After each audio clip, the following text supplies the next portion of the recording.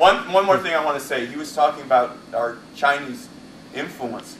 A long time ago, Master Ahn's school we called what we were doing Tong Sudo.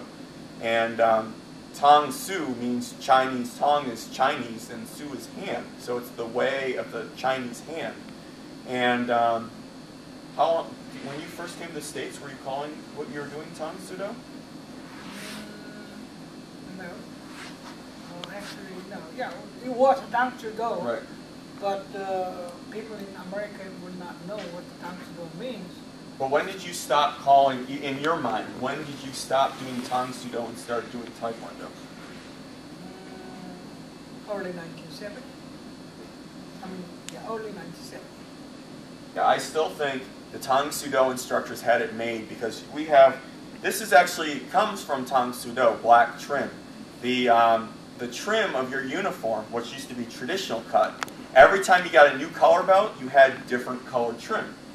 And so as an instructor, we could sell brand new uniforms every color belt. So I think we should adopt that again, sir. Sell more uniforms. Well, as you know, there are many different color uniforms nowadays for commercially. Yeah. But if you do that, then the tradition will fade away. Right. No, actually, he's wearing that. That's why the traditional martial art uniform was white color. So we still keep white color. Although we have trim black, that's a kind of symbolized thing. Black colors means you are dedicating toward all the way toward a certain level. That's the meaning of that color. And black colors also meaning combined all color. When you put all color and it turns into black. Black color also means a sacrifice. That's ultimately. That's black color. And back when he was doing Tong Sudo, we wore not black belts, but very, very dark navy blue, because it was part of the Korean. That color comes from historically from the warriors, martial art warriors uniform, Parang uniform. Right. Parang warriors outfit, the traditional outfit for Parang. And some of the Mudakwon schools, if you go to a tournament, sometimes you will still see the black belts. Navy blue. If you look really carefully, it's actually navy blue and not black. It's the same. That's still done. A tradition. That only tradition goes back to maybe 70, 80 years. That's all. So it just they just kept changing it, kept making differently. So in the older days, you didn't have schools, but you become scholar. Just a studying long time, and you become scholar.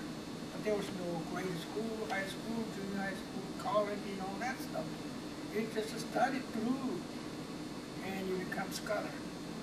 Same thing in the martial art. We didn't have any belt, no belt. All of a sudden, you become black belt.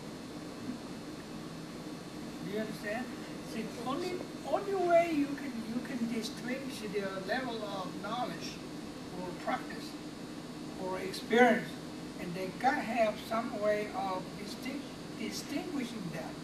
That's the way they invented certain different color systems. Did you have color belts, or did they go from white to black when you were a student? No, my days. If I remember correctly, I think white, green, red, and black. And some school, white, blue, brown, black. In my days, okay? That's about 60 years ago, okay? But then after 20, 30 years, and they have a white, green, and brown, and red, and black. So they added a little bit more. Because I think they become very smarter, because so many people start involving in the martial art. They want to distinguish more detail, more devisely. So they added more color in between those original color. And that's how it revolved. So I come to this country in 1967, and in 1975, I start involving with AAU National Taekwondo Committee, and I want to establish something into this country. So I don't want to create those color belt system for United States Taekwondo.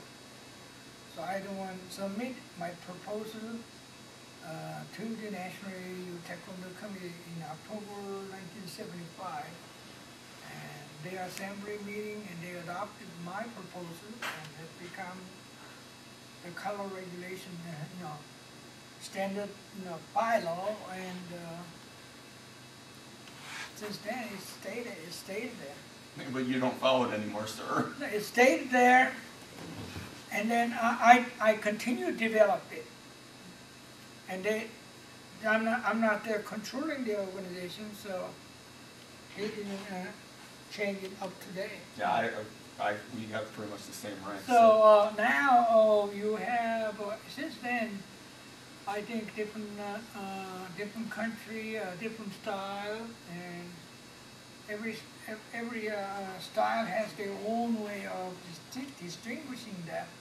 It's more likely they adopt the same concept. So that's nothing but indication of individual level, individual skill level,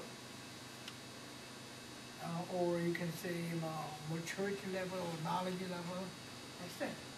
And like we divide grade school, kindergarten, whatever, high school, junior high school, and then they grade like third grade, fourth grade, fifth grade, and they never divided that.